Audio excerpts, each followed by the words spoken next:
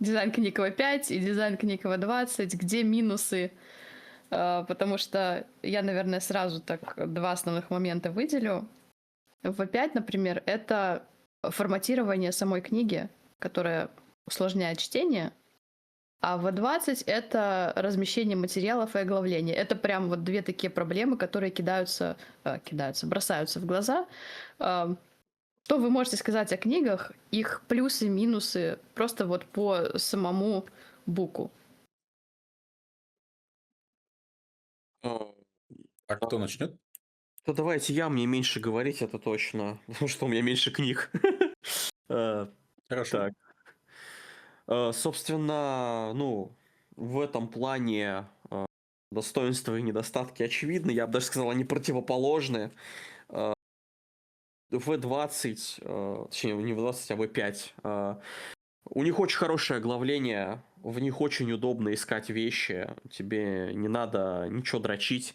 Хотя некоторые сторонние книги грешат тем же, что и двадцатки. Там, например, в какой-то книге есть какие-то отдельные кровавые ритуалы, но нигде в оглавлении не сказано об их существовании. А некоторые книги, прости господи, это просто буклет к какой-нибудь компьютерной игре, вообще без оглавления. Ну, помимо этого, из трэшового в пятерочке есть арт, насколько я знаю. Очень многим не зашел тот арт-стайл, который есть в книжках пятой редакции. Они считают его кринжовым. Вот. Я не скажу, что когда я читал, мой глаз особо сильно за это цеплялся, но у меня достаточно специфичный способ прочтения книг. Я их читаю выборочно и по много раз одно и то же. Поэтому не могу сказать, что проблемы форматирования сильно зацепили мой глаз. Отмечу, что ключевое различие в пятерке очень мало времени посвящают художественной ретроспективе. Если у вас есть книжка правил, она будет посвящена правилам. Там будет много правил. Если у вас книжка, посвященная лору, там почти не будет правил, там будет только лор.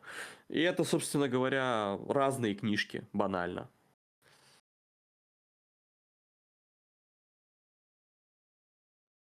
Хорошо. Я тогда продолжу. Вот, Мгм. ну, свой взгляд, да, как альтернативное мнение некое. Вот, ну, во-первых, хочу поговорить про дизайн. Да, я считаю, что любой корник должен продавать. Должен продавать систему, потому что дизайн это не просто, как сказать, то, что обрамляет текст, да, некие такие обои в комнате. Это на самом деле то, что продает всю книгу в целом. И мое мнение, что нанять вот людей, которые делали корник пятерки, было огромной ошибкой, потому что это, ну, не похоже на дизайн настольно-ролевой игры. Это похоже на дизайн модного журнала. Вот, собственно, можно будет привести, да, какие-то картинки, показать прям сравнение, да, вот как раньше было и как сейчас. И что, ну, если картинки в пятерке каждая, абсолютно каждая продает мне вампиров, то, простите, я оговорился, двадцатки, да, продает мне каждую игру, продает мне вампиров, продает мне вампирские дисциплины, продает мне готик-панк, продает мне персонал хоррор и так далее, то в пятерке каждая из картинок, она продает мне я не знаю что. То у нас вот вампиры, они одеты как на показе мод. Каждый щеголяет непонятно в чем и непонятно почему. То у нас, собственно, фотографии реальных людей, которые сделаны, ну, очень плохо. Почему-то в пятой редакции огромный акцент на бабушек и дедушек. А на бабушек прям отдельная галочка. Столько бабушек я не видел ни в какой другой настольной ролевой игре и вообще, в принципе, в какой-либо литературе, чтобы мне такое количество старых женщин пихали вот, и показывали. Возможно, репрезентация бабушек важна. Безусловно, я люблю свою бабушку и других бабушек тоже люблю. Вот, они все достойны, ну, существовать и достойны нам как бы того, чтобы о них где-то написали и рассказали. Но мне кажется, что книжка настольной ролевой игры это не то место, где мне нужно показывать бабушек. Они они не привлекают меня и не заставляют меня купить эту книгу. Да. Аид, ты уж определись, ты геронтофил или нет.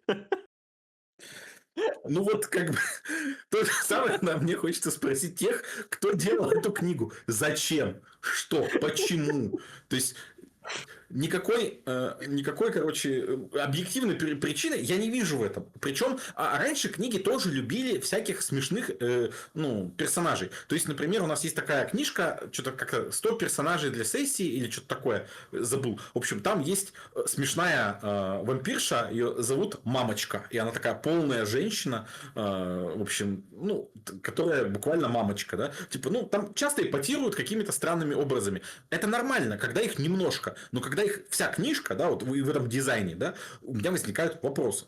Да, начиная дальше, собственно, к содержательной части, да, какой-то перехожу. Вот. В книжке двадцатки много самоповторов. Действительно много. То есть, если мы даже возьмем какой-то один аспект, например, слово «человечность» упоминается почти 100 раз в двадцатке и 66 раз в пятерке. Вот.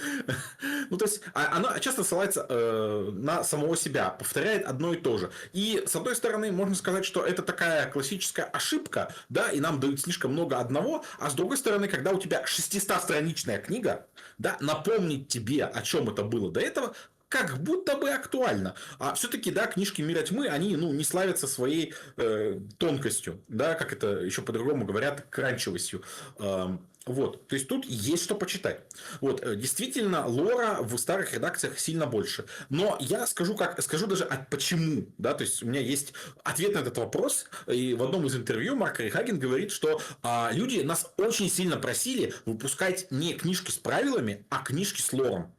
И это из-за этого их так много, потому что они все были коммерчески успешны, вы не поверите. То есть все вот эти вот кучи изданий, да, все эти дополнительные лорбуки на каждый клан, на каждую вот эту вот, они пользовались бешеной популярностью, просто какой-то катастрофической.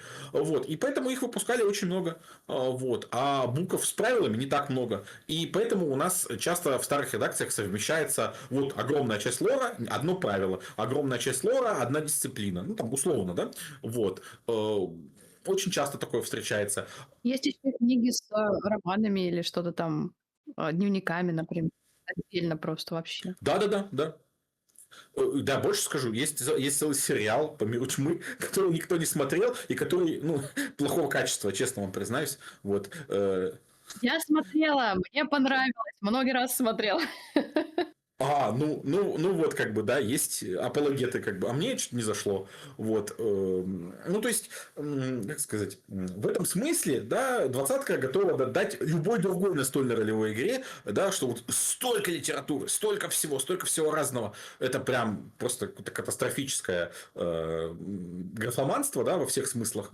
Но, с другой стороны, раньше, еще раз, да, каждая из этих книг отвечает веяниям своего времени. То есть, раньше люди сильно больше читали. Я думаю, с этим никто не будет спорить, да. У нас просто чтение это как элемент досуга. Вот, то есть все читали там в дороге, дома и так далее. Не было ни телефона, ни ТикТока. Тебе надо было чем-то себя занять. Вот. И ты как бы хоть что-нибудь да будешь читать.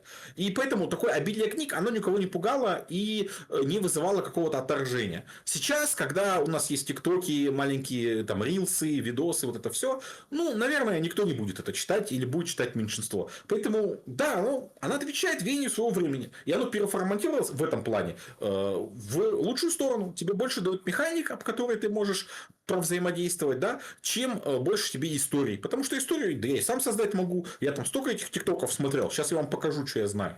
Вот. Формат изменился, и изменилась книга. И в этом у меня к ней нет никаких претензий. Вот. Поэтому, еще раз, да, я вот все время хочу чашу весов склонить не к тому, что там, да, кто-то лучше, кто-то хуже, а к тому, что они, имеют некий баланс, да, который соответствует тому времени, тем людям, которые, играли там раньше. Вот. И не факт, что вам этот старый баланс не понравится. Вот. Насчет того, как они написаны. У некоторых книг «Мира тьмы» очень плохой вординг. То есть, они написаны ну, просто плохо написаны. Вот, ну, например, могу выделить книгу магов, да, типа, ну, просто невозможно это читать, но мы же говорим про вампиров, поэтому неважно. Вампиры, на мой взгляд, написаны, ну, плюс-минус нормально. Нет у меня каких-то прям серьезных к ним претензий, кроме того, что бывает реально запутаешься, где находится какая механика. И если ты не пользуешься, например, ширмой ведущего, вот, которая упрощает взаимодействие, да, на которой все написано, то, ну, бывает тяжеловато, да, то есть просто листать корник и в нем найти какую-то механику сложно. Она может быть и тут кусочек ее, и тут кусочек ее, и типа, ну, неудобно. Вот. В случае с пятеркой, по-моему, там все проще. Да там все буквально наоборот. Мгм. А, в двадцатке, да, как сказала Ит, очень размазаны правила. Мало того, они местами еще друг другу противоречат. И вординг, да, подтвержу, в двадцатке, ну и в тройке, которая практически то же самое, что двадцатка, он периодически очень сильно вводит в заблуждение. То есть описания настолько размазанные или нечеткие, или неполные, или их вообще нет, что практически не знаешь, что отыгрывать. Ну, как пример приведу. Описание тремерского ритуала, которое начинается словами «Вы проводите ритуал, как обычно. Используйте для этого вот это, и вот это, и вот это. Бросайте то-то и то-то». Все. А что значит «как обычно», простите? А, Ну, Я... я, Это ладно. кстати, не скажу, что в пятерке они сильно это исправили.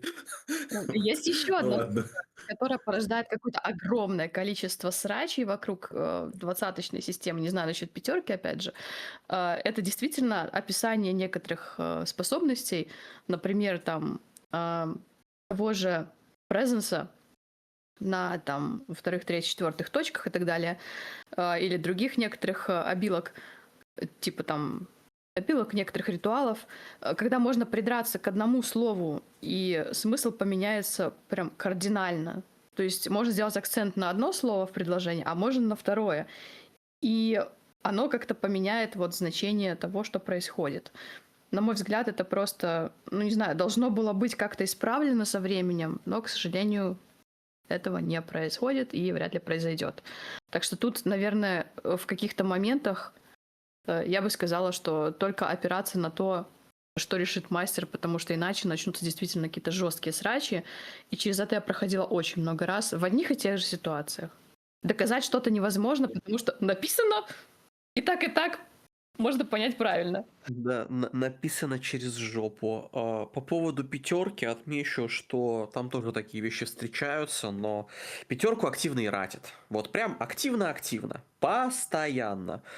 И касательно ритуалов, в этом в пятерке все в порядке. Там все ритуалы подробненько описаны, как проходят. Там прям в каждом ритуале отдельная графа, которая посвящена тому, как он проходит.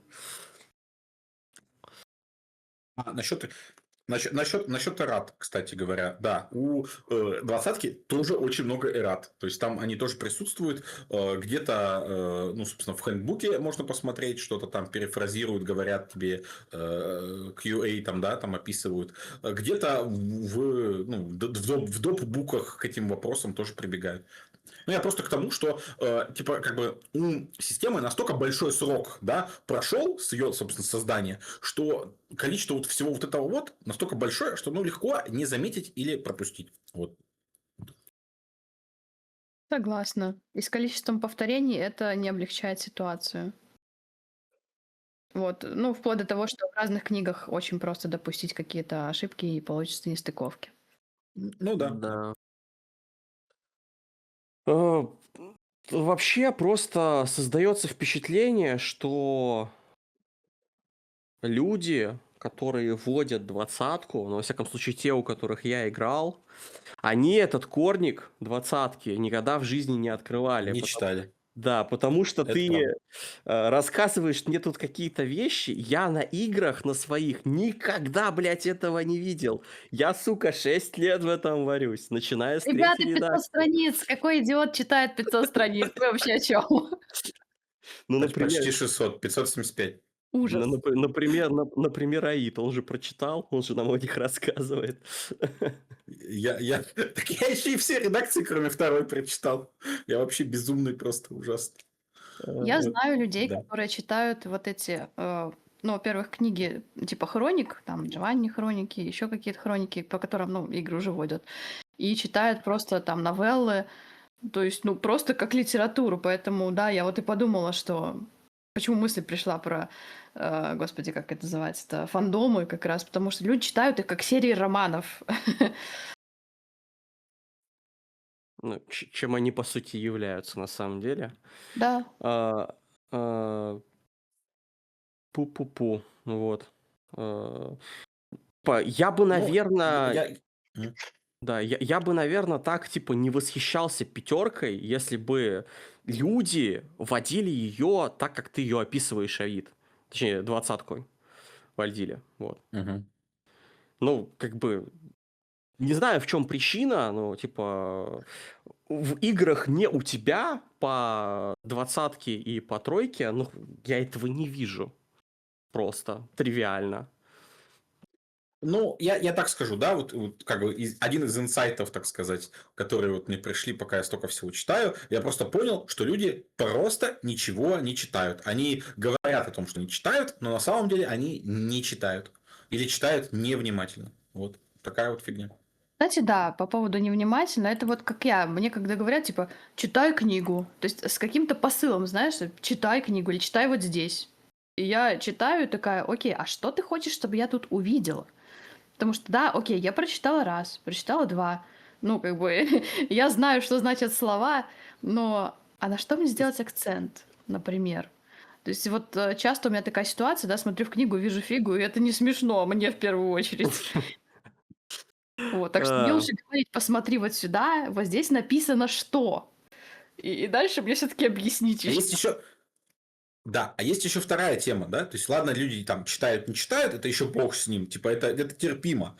Люди забывают, и вот лично у меня вот претензия ко мне, да, я просто забываю, но некоторые механики у меня вылетают из башки, и я просто забываю, как оно работает, вот, и я такой, блядь, я забыл, вот, и начинаю судорожно листать, хотя, как бы, я это все уже до дыр затер просто, вот, да, то есть, ну, к сожалению, и с этим ничего не поделать, ну, вот, ты просто забываешь, что, например, я вот плохо помню, как скелется этот прыжки вот эти вот. Я их просто не использую. Типа, когда вы в последний раз прыжки использовали, да?